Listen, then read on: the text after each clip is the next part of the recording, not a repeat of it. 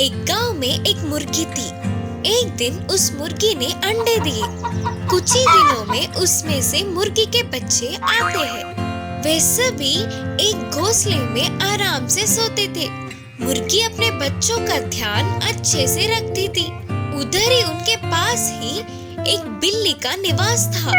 एक दिन बिल्ली की नजर उन मुर्गी के बच्चों पर पड़ी। तभी बिल्ली निर्णय कर लेती है कि उनके साथ सीधा बनकर खा जाएगी। अचानक से एक दिन मुर्गी को बाजू के गांव में जाना पड़ा। सारे बच्चों को बुलाकर मुर्गी ने कहा, ध्यान से रहना, किसी पर भी पूरा विश्वास मत करना, मिलजुल कर रहना सब। बोलकर मुर्गी गांव चली जाती है। मुर्गी का जाना बिल्ली देखती है। वह किसी भी तरह रात में आकर उन्हें खा जाने की सोची और फिर धीरे से मुर्गी के बच्चों के पास आकर पूछती है कि मुर्गी के बच्चे, इस रात को तुम लोग कहाँ सोओगे? हम सब हमारी माँ की बनाई हुई घोंसले में सोएंगे। बोलकर जोर से एक बार में बोलते हैं। मुर्गी के बच्चों के ऐसे बोलते ही बिल्ली खुशी से वहाँ से चली जाती है।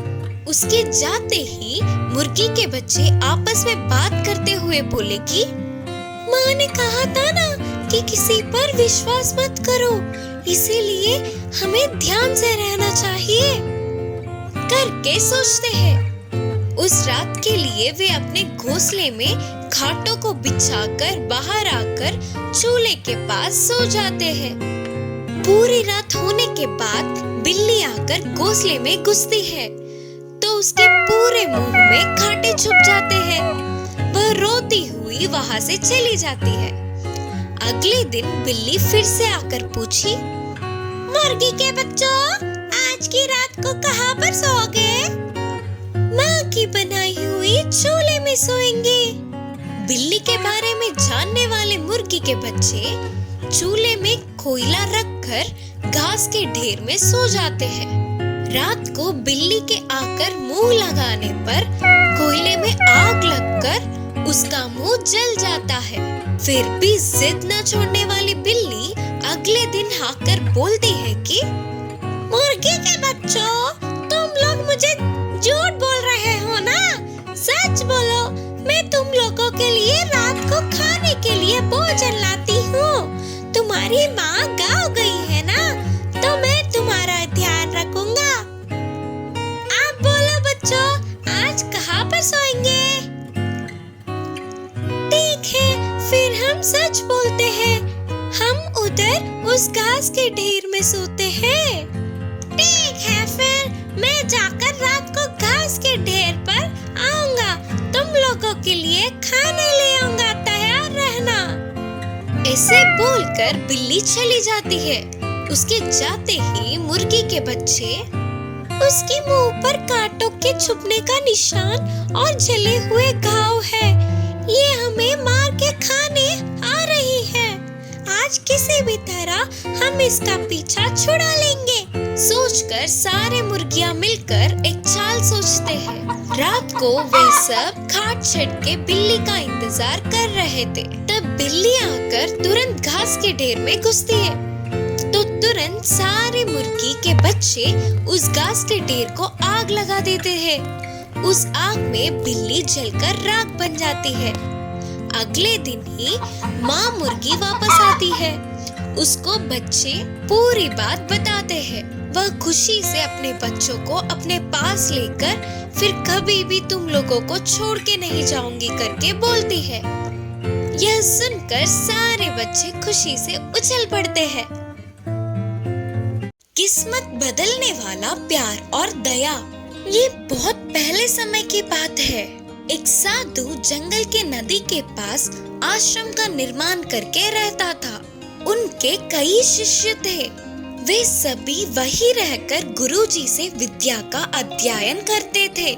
वे विद्या के साथ साथ अच्छे अच्छे सीख भी देते थे। उस साधु के सभी शक्तियों में से एक अद्भुत शक्ति था कि वे मनुष्यों की किस्मत जान सकते थे। उन शिष्यों में एक 10 साल का बच्चा भी था। एक दिन साधु ने उस बच्चे की शक्ल को देखा उन्हें उसकी भविष्य का पता चल गया। उस बच्चे की आयुष्य पूरा होने को था और बस कुछ ही दिनों में वह मरने वाला था। गुरुजी को उस बच्चे को देखकर बहुत दुख हो रहा था। वह बहुत ही अच्छा बच्चा था, ऊपर से सब कुछ एक ही बार में याद करने वाला था। न जाने क्यों अच्छे को ही वह भगवान जल्दी अपने पास बुला लेता है करके सोचता हुआ अंदर ही अंदर रोने लगा। मरने से पहले वह बच्चा अपने माँ बाप के पास होगा तो ठीक होगा करके उन्हें लगा।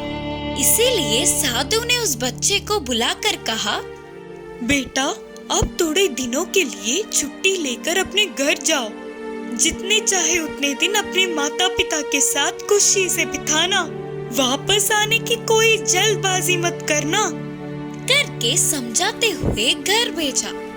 विद्या को बीच में छोड़ के जाना नापसंद होने पर भी गुरुजी के कहने पर उन्हें ना बोल पाते हुए बच्चा घर लौटने लगा। रोज रोज भारी हो रहे थे। शिष्यों को विद्या बोध करने पर भी वह साधु उसी बच्चे को याद कर कर दुखी होते थे। गुरुजी में आए हुए इस परिवर्तन को शिष्यों ने ध्यान दिया, पर उन्हें कुछ पता नहीं चल पाया। ऐसे 3 महीने बीत गए। गुरुजी ने सोचा कि वह बच्चा तो मर गया होगा। अचानक एक दिन साधु पहाड़ी पे बैठकर नीचे देख के चौंक गए, क्योंकि वह बच्चा वापस आश्रम आता दिखा।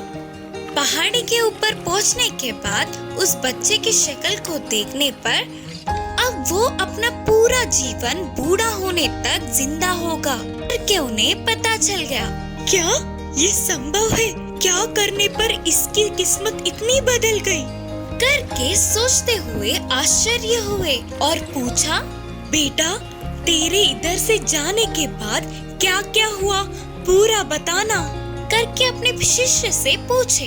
तब वह बच्चे ने अपने घर लौटते समय क्या क्या देखा वो सभी बताया। बीच के रास्ते में दिखे गांव और पार किए हुए शहरों के बारे में बताया, उसके चढ़े हुए पहाड़ों के बारे में और उसके पार किए हुए नदियों के बारे में बताया। फिर साधु ने पूछा, और कुछ विशेष बातें हैं क्या बेटे? फिर शिष्य ने याद करते हुए कहा, एक बार मुझे एक तालाब को पार करना था गुरुजी, तब तक तूफान आ चुका था। इससे वह तालाब और ज्यादा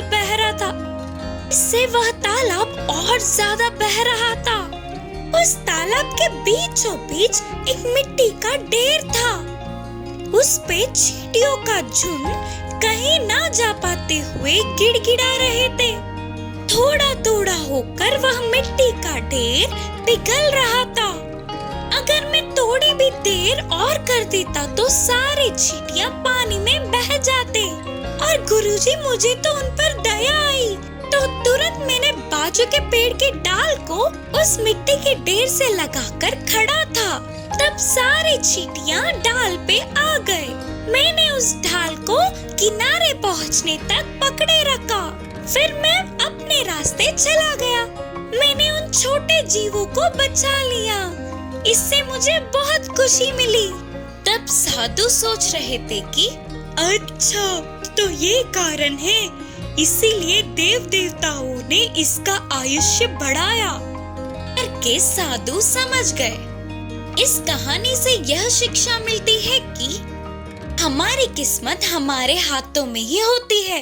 मुर्गी और कुत्ते की दोस्ती। एक गांव में मुर्गी और कुत्ता थे। उन दोनों के मालिक एक ही होने पर दोनों के बीच अच्छी दोस्ती हुई। वो दोनों गांव में साथ ही घूमते थे और साथ ही खाना भी खाते थे। उनकी दोस्ती को देख गांव के बाकी के पशु पक्षी चौंक जाते थे। एक दिन मुर्गी और कुत्ता पास के जंगल में घूमने गए और जंगल में बहुत देर तक मजे से घूमे। जंगल को पहली बार देखने पर उन दोनों को बहुत खुशी मिली। ऐसे मजे में सब कुछ भूलकर जा रहे थे तो शाम ढल गई। तब मुर्गी ने कहा, अरे रे, रात हो गई, हमने तो ध्यान ही नहीं दिया। अब हम क्या करेंगे? अगर जंगली जानवर आएंगे तो हम क्या करें? सोचकर मुर्गी चतुरता से एक पेड़ के डाल पर चढ़ के बैठ गई और कुत्ता पेड़ के छाल में छुप गया। कुछ देर बाद एक लोमड़ी उसी तरफ आई। खाने के लिए कुछ तो मिलेगा ही करके बहुत देर तक वही बैठी रही। अब उधर रुककर कोई फायदा नहीं करके जाने वाले लोमड़ी को पेड़ पे बैठी मुर्गी दिखी। लोमड़ी ने मुर्गी से पूछा, मुर्गी, मेरे लिए एक गाना गाओ ना। तब मुर्गी ने गाना गाया। अपने दोस्त की आवाज सुनते ही कुछ तो खतरा है करके पेड़ के छाल में छुपा कुत्ता सतर्क हुआ। फिर लोमड़ी ने कहा, मुर्गी, अच्छी सी मुर्गी, नीचे आकर गाना गाओ ना, मैं तुम्हें एक अच्छा सा तोहफा दूंगी। लोमड़ी के छाल को मुर्गी समझ गई और बोली, लोमड़ी मामू, मेरे पैरों में दर्द है, मैं अब नहीं उतर सकूंगी। मेरे दोस्त उस पेड़ के छाल में है, उससे पूछ लो गाना गाने के लिए। बोलकर मुर्गी ने चतुराई से कहा, अच्छा, तो पेड़ के छाल में एक और है क्या? तो अच्छे से पहले उसकी खबर लेकर फिर तेरे पास आऊंगा। सोचकर लोमड़ी खुशी से पेड़ के छाल में अपना मुंह रखा तो अंदर के कुत्ते ने लोमड़ी को जोर से काटा। मैं मर गया रे, अरे मैं तो मर गया रे बाबा, बोलकर चिल्लाती हुई लोमड़ी उधर से भाग गई। फिर सुबह होते ही रात की बात को याद करके हंसते हुए मुर्गी और कुत्ता खुशी खुशी घर लौट गए। कछुआ और भालू की कहानी। एक जंगल में एक भालू था। उसको बहुत ही बलवान होने का घमंड था। वह जंगल के जानवरों से बिना किसी वजह से लड़ाई करता था, उनको रुलाता था और मारता था। इससे वे सब इस भालू का हमसे पीछा कब छूटेगा करके इंतजार करते थे। उस जंगल में शेर, बाघ और हाथी जैसे बड़े बड़े जानवरों का ना होने पर भालू का कोई मुकाबला ही नहीं था। भालू ने एक दिन जंगल के सारे जानवरों को बुलाया और कहा, इस जंगल में मुझे हराने वाला कोई है क्या?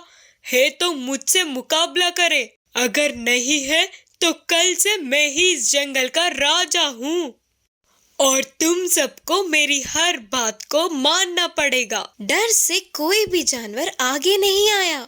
उसी जंगल में एक कछुआ था। वह बहुत ही बुद्धिमान था। किसी भी तरह उस घमंडी का खेल खत्म करके उस जंगल का रक्षा करने की सोचा। वह तुरंत भालू के सामने आकर बोला, मैं एक पैर पे रस्सी बांधकर इस तालाब में कूदूंगा। अगर तुम में इतना ही बल है तो मुझे बाहर खींच सकोगे तो खींच लो, पानी में मुझे कोई हरा नहीं पाएगा। करके कछुए के बोलने पर भालू हंस हंस कर बोला, हाँ, क्या मैं तुम्हें बाहर नहीं खींच सकता क्या? जोर की एक कीच कीछा तो बस उछलकर तालाब से बाहर आ गिरोगे। ठीक है, फिर मैं पानी में बहुत गहराई तक चली जाऊंगा। तुमसे हो सकता है तो खींच लो मुझे, देखते हैं। बोलते हुए एक पैर पर रस्सी बांधकर झट से पानी में डूब गया और कछुआ तेजी से पानी के अंदर गया और एक बड़ी सी पत्थर को रस्सी से बांधकर बाजू में ही चुपचाप खड़ा रहा। भालू को ये सब पता नहीं था ना, इससे उसने रस्सी खींचना शुरू किया। इतना खींचने पर भी रस्सी थोड़ी सी भी बाहर नहीं आई। अब मुझसे नहीं होगा, बोलते हुए अपना सिर झुका लिया। वह कछुए ने फिर से रस्सी को अपने पैरों में बांध लिया और कुछ भी नहीं जानने की नाटक करते हुए ऊपर आकर बोला, अरे रे, तेरा बल इतना ही था क्या? इतने दिन तुम्हें हम सब ने भी सोचा था। यह देख के सारे जानवर उस पे हंसने लगे और भालू शर्म से सर झुकाकर जंगल छोड़ के चला गया। तब जंगल के सारे जानवर खुशी से उछल पड़े।